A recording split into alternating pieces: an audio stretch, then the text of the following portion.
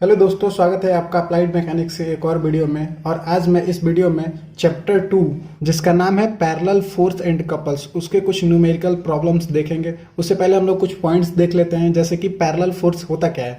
ये होता है कि the force whose line of the action are parallel to each other are known as parallel force. मतलब कि बोल रहा है कि वैसा फोर्स जिसका लाइन ऑफ एक्शन पैरेलल हो एक दूसरे के। दो फोर्स है जो एक दूसरे के पैरेलल हो, या तो ऐसे हो सकते हैं या तो ऐसे हो सकते हैं। उसके बाद देखते हैं classification of parallel force. The parallel force may be broadly classified into the following two category depending upon their direction. पहला होता है लाइक पैरेलल फोर्स। ये होता है कि the force whose line of action are parallel to each other and act in same direction are called like parallel force. मतलब कि ऐसा पैरेलल फोर्स जिसका डायरेक्शन सेम हो। और दूसरा होता है अनलाइक पैरेलल फोर्स। ये होता है the force whose line of action are parallel to each other but they do not act in same direction are called unlike parallel force. मतलब कि ऐसा फोर्स जो एक दूसरे के पैरेलल तो होंगे, बस उनका डायरेक्शन अलग अलग होगा। जैसे इसका डाउनवर्ड डायरेक्शन है तो फिर इसका अपवर्ड हो जाएगा, फिर इसका डाउनवर्ड या अपवर्ड। मतलब ये इस टाइप्स के फोर्स को हम लोग अनलाइक पैरेलल फोर्स बोलेंगे। उसके बाद आता है कपल। कपल क्या होता है ये देखते हैं। Two force of equal magnitude working on a parallel line in opposite direction are called couple और फोर्स कपल। ये बोल रहा है कि दो फोर्स जो एक प्लेन पे लग रहे हैं वो अपोजिट डायरेक्शन में हो। जैसे कि मान लेते हैं ये एक प्लेन है या फिर एक बॉडी है जिसपे दो फोर्स लग रहे हैं, पैरेलल एक दूसरे के पैरेलल है बट ये अपोजिट डायरेक्शन में है, और इन दोनों का मैग्नीट्यूड सेम होना चाहिए। फिर बोल रहा है the plane which they work called plane of couple, और जिस प्लेन पे ये लग रहे हैं उसे हम प्लेन ऑफ कपल बोलते हैं।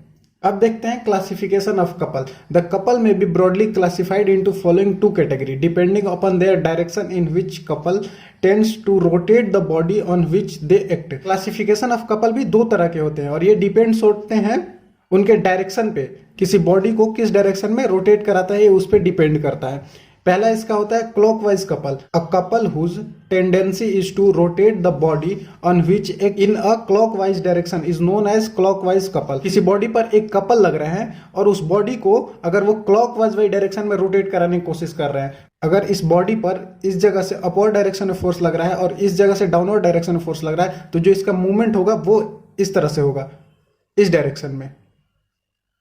तो ये वाला डायरेक्शन हमारा क्लॉकवाइज डायरेक्शन हो जाएगा। वैसे ही देखते हैं anti clockwise couple.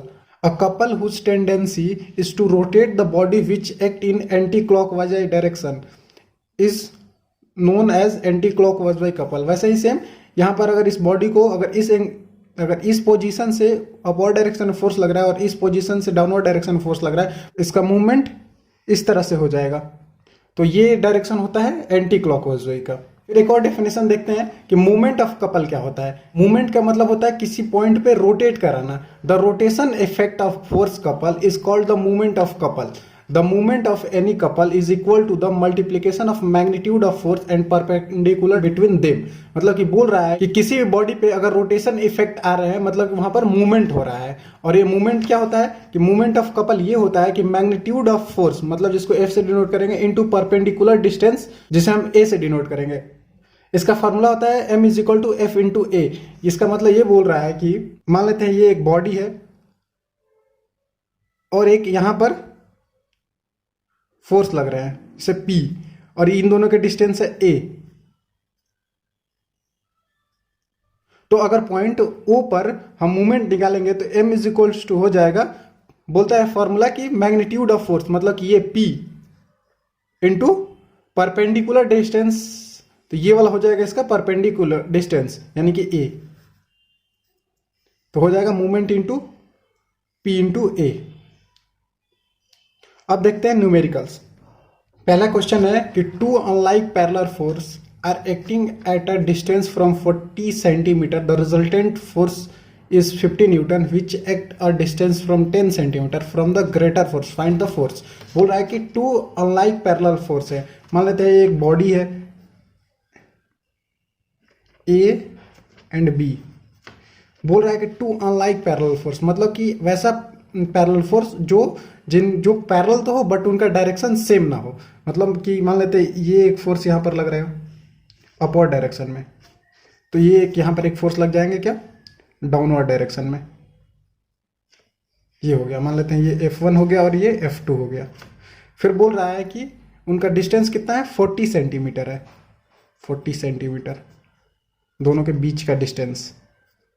The resultant force is 50 newton which acts at a distance of 10 centimetre from the greater force.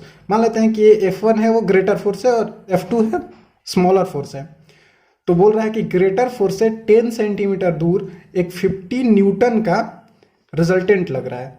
देखते हैं, मान लेते हैं ये यहाँ से यहाँ तक 10 सेंटीमीटर डिस्टेंस हुआ और ये मान लेते हैं अपवर्ड डायरेक्शन में एक 50 न्यूटन का रिजल्टेंट लग रहा है और दोनों के बीच का डिस्टेंस है 10 सेंटीमीटर। तो हमें क्या निकालना है, F1 और F2 निकालना है। हम लोग क्या करते हैं, पहले पॉइंट A से इस पॉइंट से मूवमेंट लेते हैं, taking movement about point A। मतलब कि अगर इस पॉइंट से हम अगर मूवमेंट लेते हैं तो ये जो इस पे फोर्स लगेगा उसका तो वैल्यू 0 हो जाएगा, बट ये और उसके अलावा एक ये फोर्स है और एक ये फोर्स है।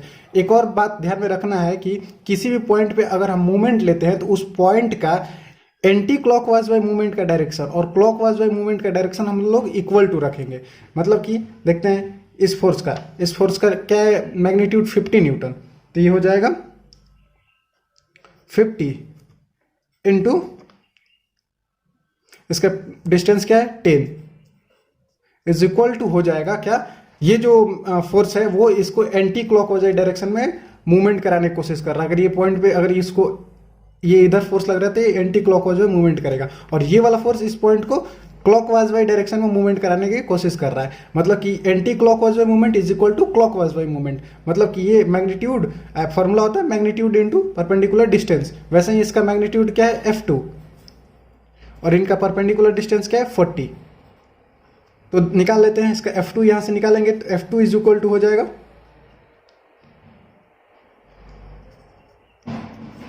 500 अपन में 40। फिर यहां से F2 निकालेंगे तो ये हो जाएगा 12.5 न्यूटन। ठीक है, उसके बाद हमें क्या है F2 निकल गया, अब हमें F1 निकालना है। F1 निकालने के लिए हमें क्या करते हैं, summation V is equal to 0। हम इससे पहले समेशन V बताएं, मतलब कि अगर किसी बॉडी पे वर्टिकल फोर्स लग रहा है, जो सेम डायरेक्शन में फोर्स लग रहा है उसे हम प्लस में लेते हैं और अपोजिट डायरेक्शन में जो फोर्स लगता है उसे माइनस में ले लेंगे। मतलब कि अगर हम यहां से F1 प्लस मान लेते हैं रिजल्टेंट कितना है 50 इज इक्वल टू, ये अपवर्ड डायरेक्शन में दोनों फोर्स लग रहा है और ये वाला डाउनवर्ड डायरेक्शन में इज इक्वल टू F2। अब यहां से वैल्यू रखेंगे पूरा, तो F1 निकालना है तो F1 प्लस 50 और F2 का वैल्यू है 12.5। तो यहां से F1 निकालेंगे तो ये हो जाएगा 12.5 माइनस 50, तो F1 इज इक्वल टू हो जाएगा 37.5 न्यूटन और ये माइनस में आएगा। ये हो गया आंसर। एक और क्वेश्चन देखते हैं, find out the magnitude direction point of the application of resultant of the following force so in given figure. बोल रहा है कि ये जो फिगर दिया है उसमें हमें रिजल्टेंट फाइंड करना है। बोल रहा है कि मान लेते हैं ये ABCD एक पॉइंट है और इसमें A पे 5 न्यूटन का अपवर्ड डायरेक्शन में फोर्स लग रहा है, B पे 3 न्यूटन का अपवर्ड डायरेक्शन पे, C पे 6 न्यूटन का डाउनवर्ड डायरेक्शन और D पे 1 न्यूटन का अपवर्ड डायरेक्शन फोर्स लग रहा है। तो इन चारों को हटाकर अगर मैं रिजल्टेंट फोर्स अगर निकालूंगा तो उसका मैग्नीट्यूड क्या होगा। तो पहले हम लोग क्या करते हैं कि R निकालते हैं, तो पहले हमें R निकालना है। तो R इज इक्वल टू हमें पता है कि जो वर्टिकल जो फोर्स होते हैं अपवर्ड डायरेक्शन में उससे पॉजिटिव लेते हैं, तो जो डाउनवर्ड डायरेक्शन में होता है उसे हम निगेटिव ले लेंगे। तो हम जब R निकालेंगे क्या हो जाएगा 5 + 3 + 1 और -6। मतलब कि जो अपवर्ड डायरेक्शन में फोर्स है 5, 3 और 1 इन्हें हम प्लस में ले लेंगे और ये जो डाउनवर्ड डायरेक्शन में है तो माइनस में ले लेंगे। यानी कि यहाँ से हम अगर R निकालेंगे तो हो जाएगा 5, 3, 8, 1, 9 और 9 में से अगर 6 गया तो 3 यानी कि 3 न्यूटन। तो इसका हमारा क्या हो जाएगा, मैग्नीट्यूड निकल गया। रिजल्टेंट का मैग्नीट्यूड हो जाएगा 3 न्यूटन। अब मैग्नीट्यूड निकालने के बाद हमें क्या निकालना है, डायरेक्शन फाइंड करना है। तो डायरेक्शन कैसे फाइंड करेंगे वो देखते हैं।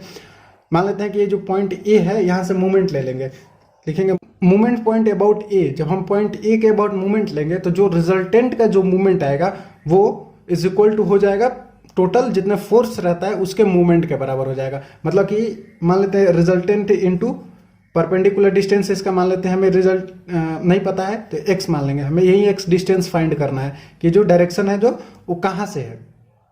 तो हो जाएगा क्या, मान लेते हैं ये पॉइंट A से मूवमेंट ले रहे हैं तो ये वाला वैल्यू तो 0 हो जाएगा। अब इसको देखते हैं, ये जो फोर्स है वो इसको एंटी क्लॉकवाइज रोटेट करा रहा है। तो अगर हम एंटी क्लॉकवाइज वाई को पॉजिटिव लेंगे तो हम क्लॉकवाइज वाई को निगेटिव ले लेंगे। तो ये इज इक्वल टू हो जाएगा 3 × 20, ये हो जाएगा क्या, पॉजिटिव में ले रहे हैं, यहाँ से मूवमेंट ले रहे हैं। और फिर इसको देखेंगे तो ये हो जाएगा एंटी क्लॉक हो जाएगा, यानी कि निगेटिव में हो जाएगा, यानी कि 6 × परपेंडिकुलर डिस्टेंस कितना हो जाएगा, ये यहाँ से 20 और फिर ये यहाँ से 15, यानी कि 35।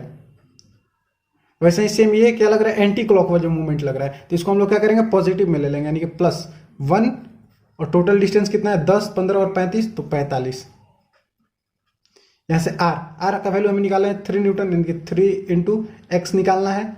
यहाँ पे हो जाएगा 60 माइनस ये हो जाएगा 6 × 35 इज इक्वल टू 210 और +45। यहाँ से अब देखते हैं x निकालेंगे, यहाँ पे ये 3x हो जाएगा, इसको सॉल्व करेंगे तो टोटल हो जाएगा कितना, -105। अब यहाँ से x निकालेंगे तो ये 3 से डिवाइड करेंगे तो हो जाएगा -35। तो ये डायरेक्शन तो माइनस में नहीं होता है, बट ये माइनस में आ गया तो हम इसे प्लस में ले लेंगे, यानी कि x is equal to 35 centimetre. तो इसका मतलब ये हुआ कि मेरा रिजल्टेंट इस पॉइंट से 35 सेंटीमीटर डिस्टेंस पे कहीं लग रहा है, मतलब ये हो गया 20 और ये हो गया 15, यानी कि 35, यानी कि इसी पे मेरा, इसी पॉइंट पे, और ये क्या हो गया, पॉजिटिव में आ रहा है, यानी कि अपवर्ड डायरेक्शन में। यहीं पर मेरा रिजल्टेंट 3 न्यूटन का लग रहा है। ये हो गया आंसर इसका। देखते हैं एक और न्यूमेरिकल, ये बोल रहा है कि 2 like parallel force of 10 newton and 30 newton act at the end of rod 200 mm long, find the magnitude of the resultant force and the point where it act. बोल रहा है कि एक 200 mm का रॉड है जिसपे हमें लाइक पैरेलल फोर्स, 2 फोर्स लग रहे हैं, 10 न्यूटन का और 30 न्यूटन का, और दोनों के बीच का डिस्टेंस है 200 mm। अब हमें बोल रहा है कि इसका रिजल्टेंट फाइंड करना है और इसका यहाँ पर ये एक्ट कर रहा है। तो रिजल्टेंट जब हम निकालते हैं तो R इज इक्वल टू, अब क्या बोलेंगे, ये यहाँ पर अपवर्ड डायरेक्शन फोर्स लग रहा है, अपवर्ड डायरेक्शन है, दोनों को प्लस कर देंगे, यानी कि 10 + 30 यानी कि 40 न्यूटन। तो यहाँ से रिजल्टेंट निकल जाएगा 40 न्यूटन। अब हम जब इसका डायरेक्शन फाइंड करेंगे, मतलब किस पॉइंट पे कहाँ पर लग रहा है, तो हम लोग क्या करते हैं कि मूवमेंट निकालते हैं। मान लेते हैं कि ये पॉइंट ए से मूवमेंट निकालेंगे, मूवमेंट एट पॉइंट ए। जब यहाँ से मूवमेंट निकालेंगे तो रिजल्टेंट हो जाएगा। तो रिजल्टेंट फॉर्मूला होता है मूवमेंट का कि मैग्नीट्यूड इंटू परपेंडिकुलर डिस्टेंस। तो मैग्नीट्यूड है 40 न्यूटन और डिस्टेंस हमें निकालना है, x ले लेंगे इज इक्वल टू, ये तो अब ये वाला फोर्स तो अब 0 हो जाएगा, तो बचा ये फोर्स, तो ये वाला इसका फोर्स का मैग्नीट्यूड 300 हो जाएगा, इंटू टोटल डिस्टेंस कितना है 200 mm, इंटू 200 mm। जब हम x निकालेंगे तो मल्टीप्लाई करेंगे तो हो जाएगा 6000, और यहाँ से मल्टीप्लाई है तो इधर अगर डिवाइड होगा तो 40, तो यहाँ से x is equal to 50 mm। तो ये हो गया इसका टोटल डिस्टेंस, पॉइंट ए से 150 mm की डिस्टेंस पे एक रिजल्टेंट लग रहा है जिसका मैग्नीट्यूड है 40 न्यूटन। ये हो जाएगा इसका आंसर। इस चैप्टर में बस इसी टाइप्स के न्यूमेरिकल पूछते हैं। अगले वीडियो में मैं नेक्स्ट चैप्टर 3 का, जिसका नाम है मूवमेंट एंड देयर एप्लीकेशन, उसका हम न्यूमेरिकल लेकर के आएंगे। मिलते हैं नेक्स्ट वीडियो में, धन्यवाद।